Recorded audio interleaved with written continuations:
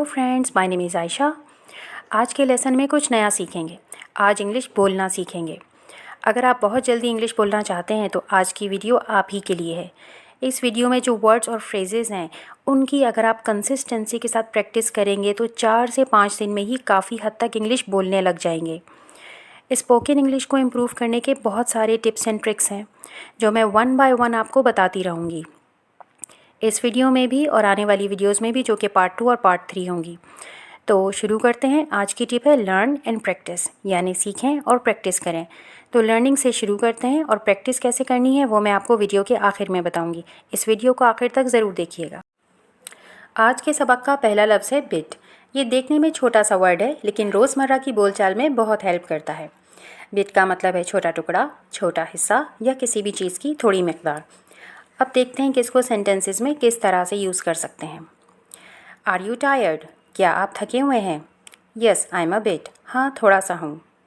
थोड़ी देर इंतज़ार कर लें। Wait a bit. ये ज़रा लंबा रास्ता है। It's a bit of a long वे।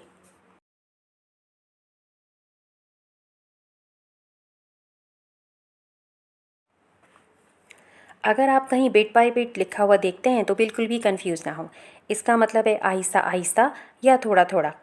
अब देखते हैं कि एग्जाम्पल में किस तरह से यूज़ किया है। Bit by bit the injured soldier stood up. Aahista Aahista ज़ख्मी सिपाही खड़ा हो गया। अब देखेंगे फॉल टू बिट्स या come to bits. Fall to bits या कम टू बिट्स का एक ही मतलब है। इसका मतलब है टुकड़े टुकड़े होकर बिखर जाना। My grandfather's diary was so old that it fell to bits. मेरे दादा की डायरी इतनी पुरानी थी कि वो टुकड़े टुकड़े होकर बिखर गई।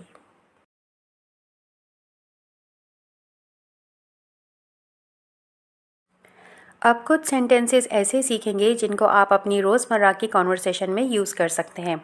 जैसे हाउ डज़ दैट साउंड। इसका मतलब है ये कैसा ख्याल है या ये आइडिया कैसा लगता है। इस सेंटेंस को आप उस वक्त यूज़ करेंगे जब आपको किसी की राय पूछनी हो कि किसी सिचुएशन या मामले में उनकी क्या राय है। एग्जाम्पल्स देखते हैं। This year will spend holidays in Canada. इस साल छुट्टियां कनाडा में मनाएंगे। How does that sound. ये आइडिया कैसा है। We both will go for a stroll in the evening. How does that sound. इस तरह इस सेंटेंस को या इस क्वेश्चन को यूज़ करके आप लोगों की राय मालूम कर सकते हैं। तो आप सीखेंगे कि इस सवाल का आंसर क्या होता है। इस सवाल के जवाब में आप कह सकते हैं दैट साउंड्स ग्रेट या that sounds perfect.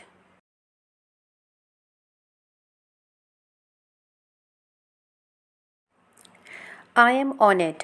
I am on it का मतलब है कि आप किसी प्रोजेक्ट या किसी चीज़ पर काम कर रहे हैं, काम हो रहा है। मिसाल के तौर पे अगर आपके बॉस आपसे पूछते हैं have you completed the project, तो आप कह सकते हैं I am on it. I am on it का मतलब है कि मैं अभी काम कर रहा हूँ, मैं उसी प्रोजेक्ट पे काम कर रहा हूँ, काम चल रहा है।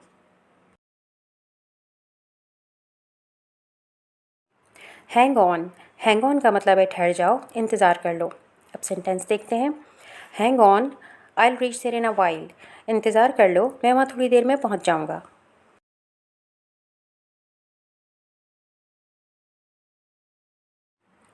Not yet.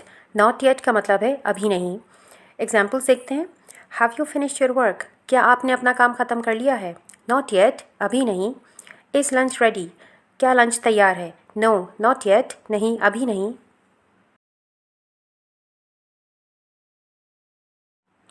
Some how. Some how का मतलब है किसी ना किसी तरह, किसी ऐसे तरीके से जिसे आप नहीं जानते लेकिन आप कुछ कर लेंगे किसी ना किसी तरह।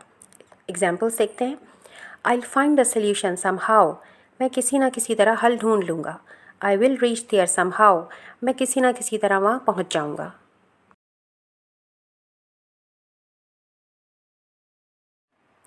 Out of nowhere.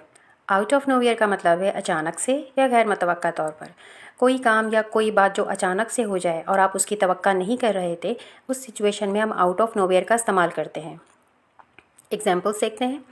A tree fail in front of my car out of nowhere. अचानक से पता नहीं कहाँ से एक पेड़ मेरी कार के बिल्कुल सामने आके गिर गया। Rain started out of nowhere. अचानक से गैर मुतवक्का तौर पर बारिश शुरू हो गई। Before hand. बिफोर हैंड का मतलब है पहले ही या इन एडवांस। एग्जाम्पल्स देखते हैं। You should decide beforehand how much you want to pay. तुम्हें पहले ही डिसाइड कर लेना चाहिए कि तुम कितना पे करना चाहते हो।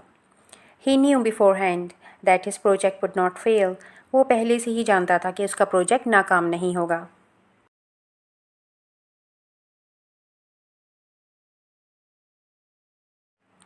Some more का मतलब है कुछ और या चंद और। एग्जाम्पल्स देखते हैं। Can I have some more coffee? क्या मैं थोड़ी और कॉफ़ी पी सकता हूँ? Some more people signed the petition. कुछ और लोगों ने पटिशन पे साइन किए। आज के वीडियो में काफ़ी सारे सेंटेंसेस और फ्रेजेस तो आप सीख ही चुके हैं। अब सीखेंगे कि इंग्लिश बोलना कैसे शुरू करें। आज के वीडियो में से कोई से 4 सेंटेंसेस निकाल लें और 2 दिन तक सुबह शाम उनकी प्रैक्टिस करें। आपको एक सेंटेंस को कम से कम 6 से 7 मिनट तक बार बार बोलना है और सेंटेंसेस 4 हैं, तो इस तरह से तकरीबन आधे घंटे की प्रैक्टिस हो जाएगी। ये प्रैक्टिस आप 2 दिन तक सुबह शाम करें। 2 दिन के बाद 4 दूसरे सेंटेंसेस चूज़ करें और उनकी भी 2 दिन तक ऐसे ही प्रैक्टिस करें। 5वें दिन आप खुद महसूस करेंगे कि ये सारे सेंटेंसेस आप रवानी के साथ बोल पा रहे हैं, क्योंकि आप उस वक्त तक काफ़ी प्रैक्टिस कर चुके होंगे और यही हमारा मकसद है। इस एक्टिविटी को महीने में 1 या 2 बार से ज़्यादा नहीं करना है। ये एक्टिविटी इनिशियल स्टेजेस के लिए है, आपको थोड़ा सा पुश करने के लिए, फिर आगे तो आपने खुद ही जाना है। इस एक्टिविटी के बाद कम से कम 20 डेज़ तक खुद ही बोलने की कोशिश करें।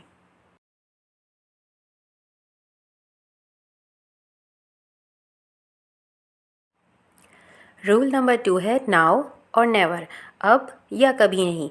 मतलब आपको आज से ही इंग्लिश बोलनी शुरू कर देनी है। एक उसूल तो आपको पता ही होगा कि हर काम करने से ही आता है। इसी तरह स्पोकन इंग्लिश भी बोलने से ही आती है।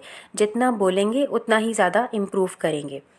तो आपने जितने भी सेंटेंसेस सीखे हैं, आप इनको अपने फैमिली मेम्बर्स के साथ, फ्रेंड्स और रिलेटिव्स की गैदरिंग में बोलना शुरू कर दें। जहाँ भी आपको मौका मिलता है आप इंग्लिश के सेंटेंसेस ज़रूर बोलिए।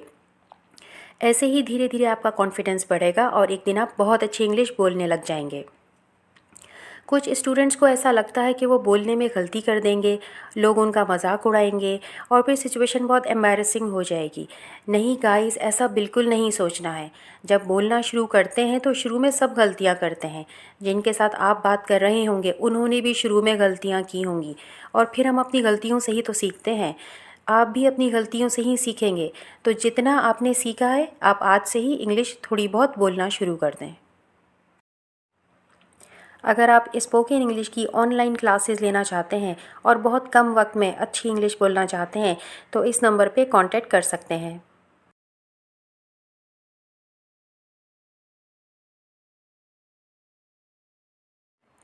अगर आपको ये वीडियो पसंद आई है तो लाइक ज़रूर कीजिएगा और चैनल को सब्सक्राइब करना ना भूलिएगा।